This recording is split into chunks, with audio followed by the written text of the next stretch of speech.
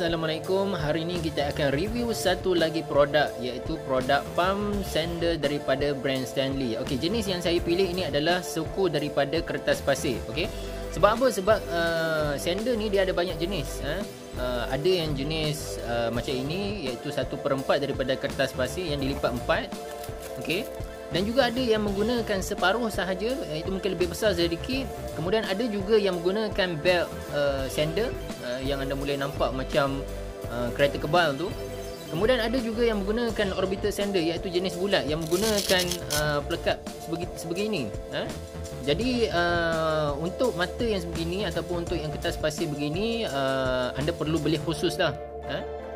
Beli khusus berbanding dengan kertas pasir yang digunakan oleh mesin ini yang boleh dijumpai di kebanyakan kedai-kedai hardware. Okey. Jadi di sini ini antara yang kecil, modelnya adalah SAS24 yang saya beli dengan harga RM135 sahaja. Saya beli di kedai hardware. Mungkin kalau anda tengok di Lazada, di Shopee mungkin lebih murah lagi, dengan promosi sebagainya, dan juga musim perayaan ataupun 6/6 ataupun 12/12 atau 11/11, okey, mungkin lebih murah, tapi saya beli dengan RM135. Okey. Jadi kita tengok sedikit, waranti yang diberikan oleh Stanley adalah selama 2 tahun. Kemudian enjin yang digunakan adalah memberi kuasa 16,000 RPM 1 minit. Dia laju lah sebenarnya. Kemudian ini kulasan base dia. Dan juga kertas pasir yang digunakan adalah 1/4 daripada kertas A4, dan juga berat 1.1 kg. Okey. Itu saja yang ditulis di luar ni. Okey, kita buka.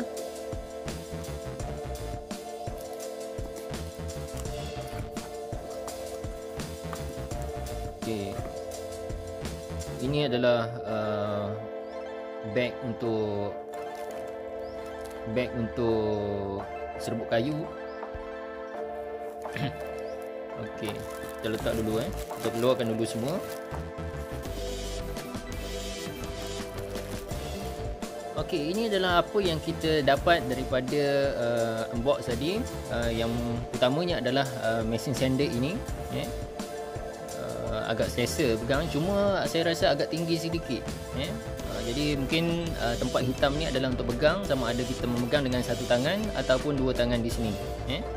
Okey, apa perbezaan di antara yang suku daripada kertas pasir yang saiz begini, kemudian ada yang separuh, kemudian ada yang orbital sander yang bulat. Okey, bezanya adalah untuk yang bersaiz begini, getaran yang dia sander tadi ni adalah sebegini pergerakannya, tapi dalam keadaan yang laju lah. Dia bergerak ke tepi, kiri kanan, kiri kanan, kiri kanan. Berbanding dengan kertas pasir ataupun yang sander yang menggunakan separuh ataupun lebih besar sedikit daripada ini, dia menggunakan kuasa gerakan yang ke atas ke bawah, ke atas ke bawah, ke atas ke bawah. Jadi setiap itu ada fungsi masing-masing. Kemudian untuk orbital sander pula, dia menggunakan putaran lah. Okey. Yang ni on off nya. Kita ada butang speed.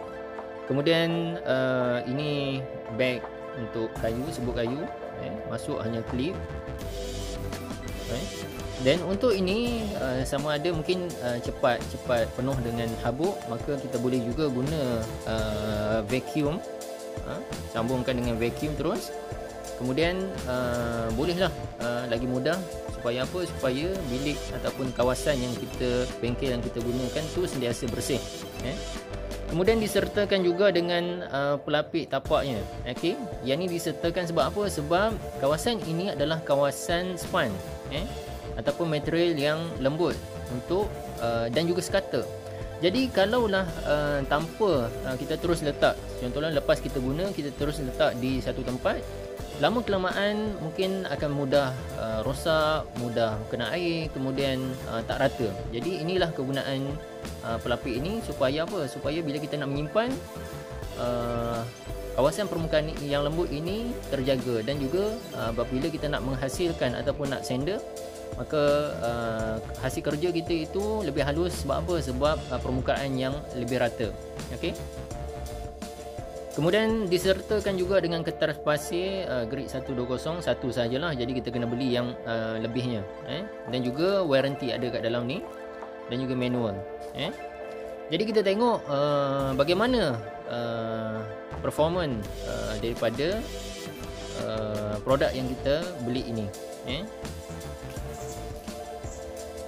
Okey, jadi kita akan guna mesin sander ni. Okey, jadi saya dah pasang kertas pasir dan dah tebuk supaya habuk-habuk boleh disedut melalui ini dan dimasukkan di dalam bekas bag vacuum ini. Okey.